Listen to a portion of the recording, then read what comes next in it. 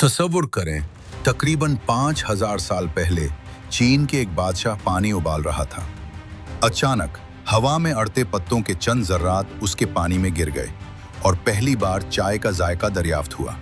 शुरू में ये सिर्फ दवाओं के लिए इस्तेमाल होती थी, लेकिन आहिस्ता आहिस्ता ये बन गई एक मशरूब जो न सिर्फ जिस्म को गर्म करता था, बल्कि दिल और दिमाग को भी सुकून देता था।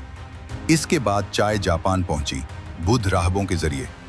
वहां ये बन गई एक रूहानी तजुर्बा, एक मशरूब जो तवज्जो, सुकून और इबादत के साथ जुड़ा हुआ था।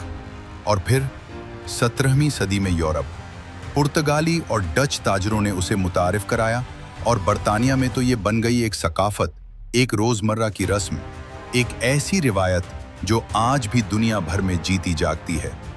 सब्ज चाय, काली चाय, उलोंग, हर्बल, हर एक पत्ती में छुपी है तारीख की कहानी, सदियों का सफ़र और हज़ारों इंसानों की मोहब्बत और मेहनत। ये है चाय की कहानी, एक लम्हे की हादसाती दरियाफ्त से लेकर आज तक, एक ऐसा मशरूब जो हमारी ज़िंदगियों में सुकून, आदत और सकाफत ले आया।